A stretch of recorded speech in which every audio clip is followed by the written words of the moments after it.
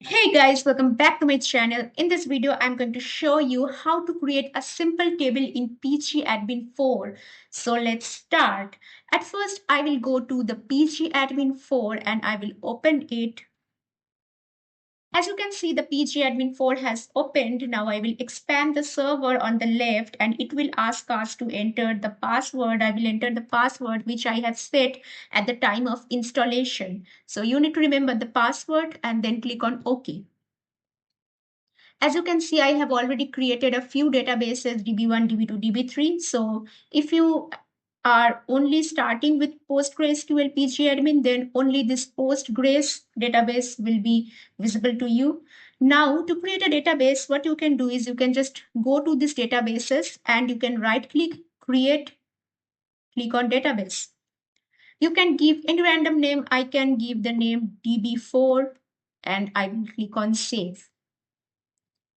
Now, under DB4, you can see a number of subfolders, but for now, we only have to work with schemas.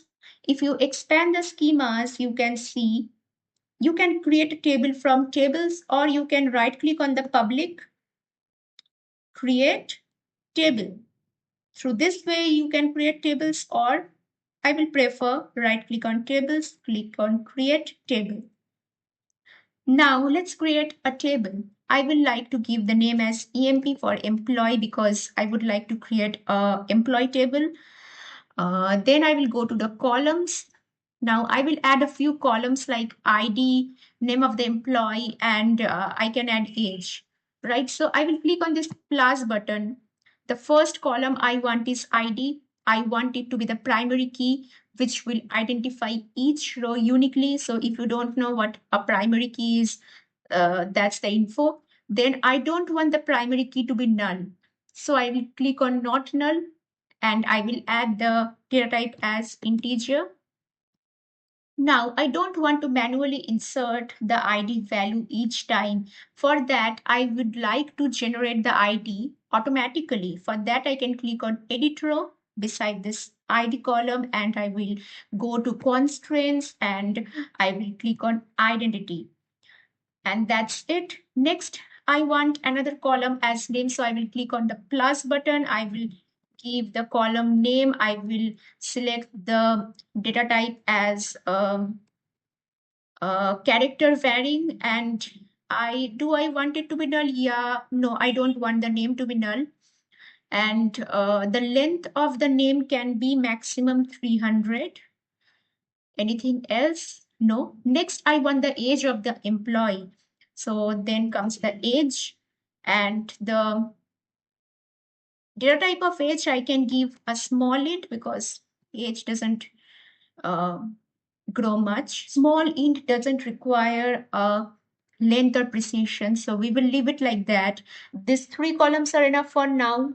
Next, if you click on the SQL, you can see the SQL query to create the table. You can see the table consists of ID, name, and age. ID being the primary key.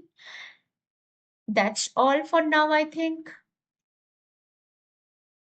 And you can also see the constraints. ID is the primary key. That's it. We can click on the save. As you can see, EMP table is created. If you expand the columns, you will see ID, name, and age along with the data types. If you expand the constraint, you will see the primary key constraint, which is the ID. Now let's query this table. So if you click on this EMP and if you click on this query tool, you will see the query tool. Here you can write few SQL scripts. Let's see. I will see what are the contents of this table EMP.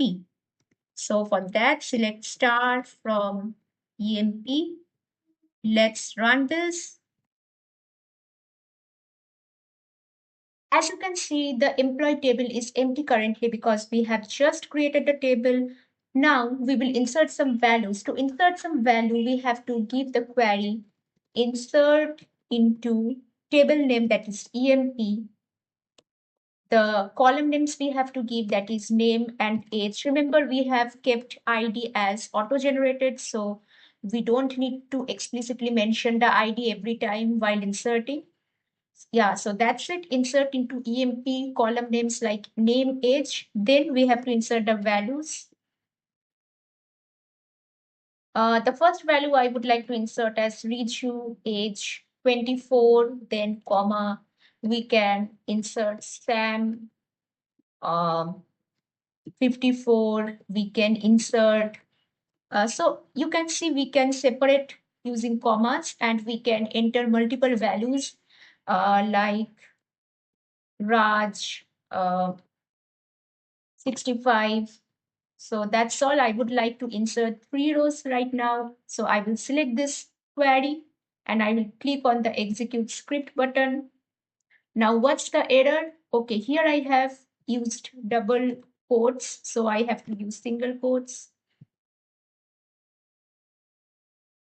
Now if you select this and click on the execute script button, you can see insert 03 means 3 rows are successfully inserted. To check it, we will run this select star from EMP query again. As you can see, the values are inserted.